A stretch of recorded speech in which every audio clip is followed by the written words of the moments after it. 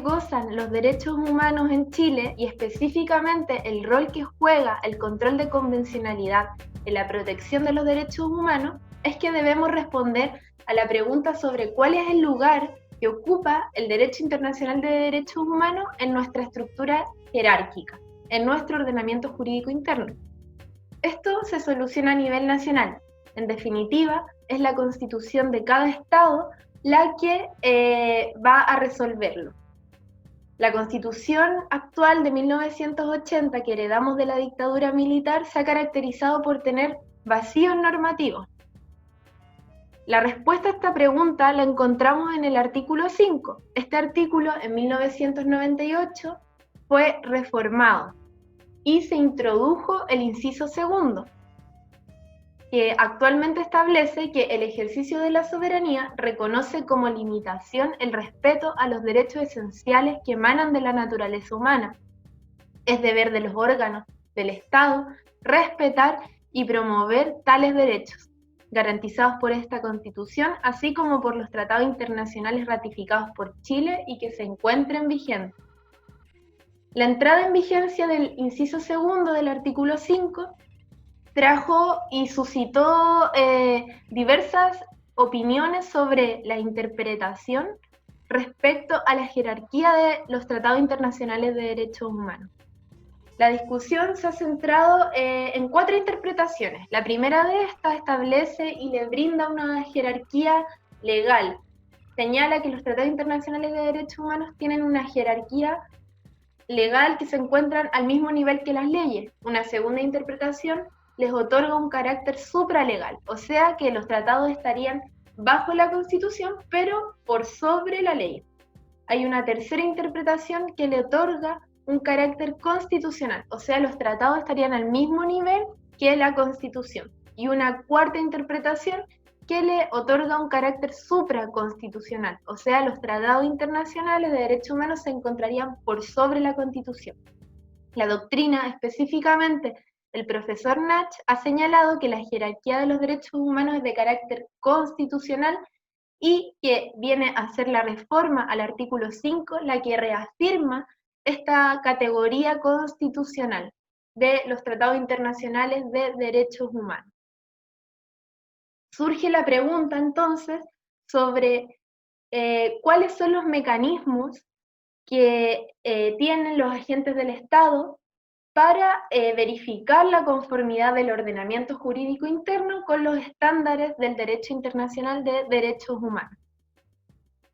La práctica jurisprudencial de la Corte Interamericana de Derechos Humanos acuñó el concepto de control de convencionalidad para denominar a la herramienta que permite a los estados concretar la obligación de garantizar los derechos humanos en el ámbito interno, a través de la verificación de la conformidad del ordenamiento jurídico interno con los estándares internacionales de derechos humanos.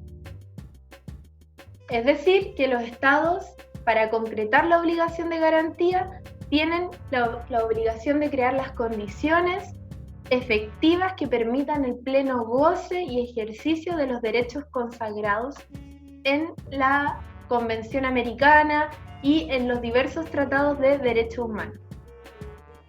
Este control nace de una clara influencia del control de constitucionalidad, el cual es ampliamente desarrollado en los ordenamientos jurídicos internos. La diferencia es que el control de convencionalidad hace este control a partir del parámetro de los tratados internacionales de derechos humanos y no de la Constitución, como sí lo hace el control de constitucionalidad.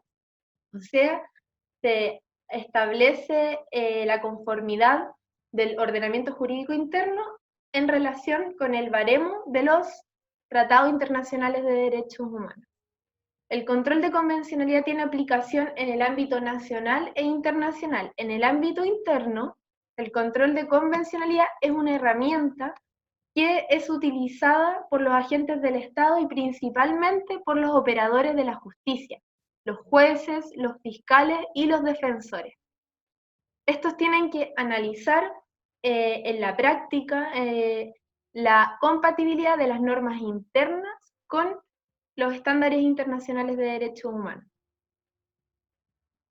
En cuanto al ámbito internacional, la función del control de convencionalidad es realizada por la Corte Interamericana de Derechos Humanos y consiste en la expulsión de las normas que sean contrarias a los estándares internacionales de derechos humanos. La Corte realiza este ejercicio a partir de los casos concretos que son sometidos a su conocimiento. El primer caso en que la Corte reconoce este concepto de control de convencionalidad es el caso Almonacid versus Chile. Este es un caso muy relevante, puesto que es donde se origina este mecanismo, el control de convencionalidad. Los hechos de este caso son que el señor Almonacid fue detenido y baleado por efectivos policiales el 16 de septiembre de 1973, después del golpe militar. En 1992, sus familiares iniciaron acciones judiciales ante la justicia ordinaria para el esclarecimiento de los hechos y la sanción y castigo de los responsables.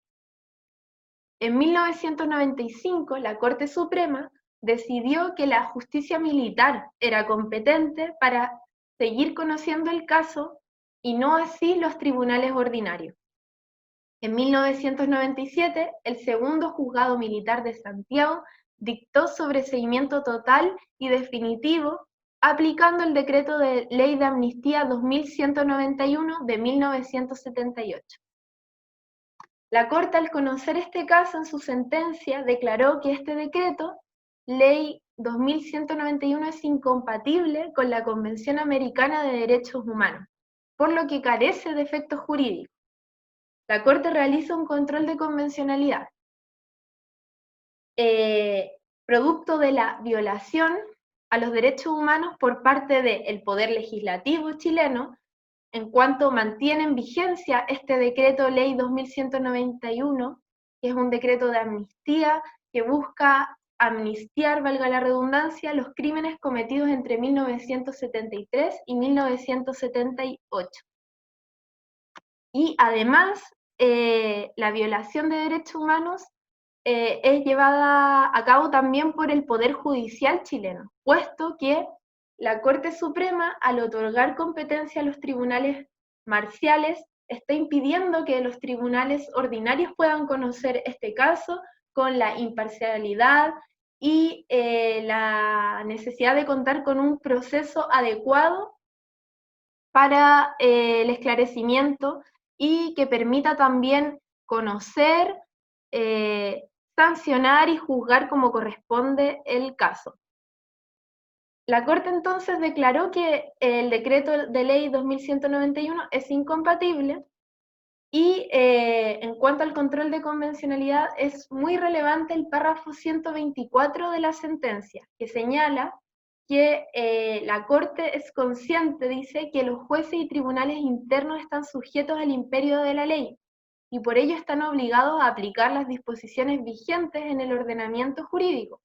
Pero cuando un Estado ha ratificado un tratado internacional como la Convención Americana, sus jueces, como parte del aparato del Estado, también están sometidos a la Convención Americana, lo que les obliga a velar porque los efectos de las disposiciones de la Convención no se vean mermados por la aplicación de leyes contrarias a su objeto y fin, y que desde un inicio carecen de efectos jurídicos. En otras palabras, el Poder Judicial debe ejercer una especie de control de convencionalidad entre las normas jurídicas internas que aplican en los casos concretos y la Convención Americana de Derechos Humanos. En esta tarea, el Poder Judicial debe tener en cuenta no solamente el tratado, sino también la interpretación que del mismo ha hecho la Corte Interamericana, intérprete última de la Convención Americana.